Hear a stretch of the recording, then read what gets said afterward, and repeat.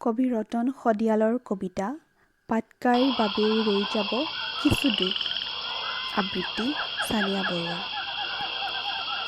পাটকাইৰ বাবেও ৰৈ যাব কিছু দুখ। আমি পাহাৰৰ দৰে সেউজীয়া হ'ব নোৱাৰোঁ। আমি গছৰ দৰে ওখ হ'ব নোৱাৰোঁ। আমি চৰাইৰ দৰে ডেউকা কোবাই উৰিব নোৱাৰোঁ। আনকি হ'ব নোৱাৰোঁ পাহাৰৰ দৰে সুশৃংখল, গছৰ দৰে শুৱনি, চৰাইৰ দৰে নাচনি।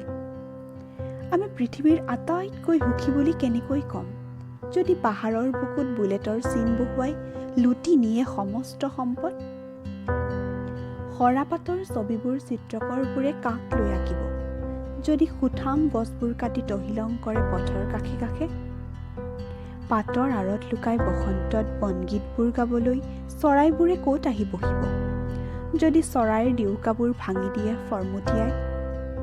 আমি নদীও হ'ব নোৱাৰোঁ বৈ যাবলৈ ধীৰে ধীৰে সাগৰলৈ। আকাশো হ'ব নোৱাৰোঁ ছানি ধৰিবলৈ মাটি পানী বতাহ। সকলো জনাৰ পাছতো আমি কিয় সম্পদ বিক্ৰী কৰোঁ? গছ কাটোঁ, চৰাই মাৰোঁ, নদীত ঢৌ মাৰোঁ, আকাশ মলিন কৰোঁ, মাটি পুৰোঁ, পানীত বিষ দিওঁ।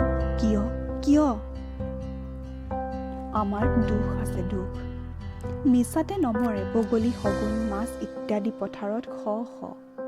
মিছাতে নজ্বলে গছবোৰ অৰণ্যত বিঘা বিঘা হিচাপত। মিছাতে নোহোৱা নহয় চৰাই পখিলা মৌবোৰ আমাৰ চোতাল চুবুৰীৰ পৰা।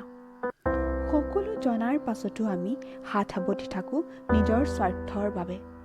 মাত্ৰ কিছু সংখ্যকে যুঁজি থাকোঁ নদী নদীকৈ, গছ গছকৈ, পাহাৰ পৰ্বতকৈ। মাত্ৰ কিছু সংখ্যকে চিঞৰি থাকোঁ অৰণ্য থাকিলেহে আমি থাকিম, নদীতেই আমাৰ সুখৰ জীৱন যাপন আৰু বহুতো। আমি কাৰ চক্ৰান্তৰ বলি হওঁ যাৰ বাবে পাহাৰ নিচিনো, গছ নিচিনো, চৰাই নিচিনো, নে চিনিও নিচিনাৰ ভাও ধৰোঁ নিজৰ সন্মুখতে? আমি যদি ইহঁতৰ দৰে হ'ব নোৱাৰোঁ তেন্তে ঈৰ্ষা কৰাৰো অধিকাৰ নাই, নাই কিনা বেচা কৰাৰো। নহ'লে ই আমাৰ বাবে হৈ ৰ'ব চিৰকাল অসুখী আৰু পাটকাইৰ বাবেও ৰৈ যাব কিছু দুখ।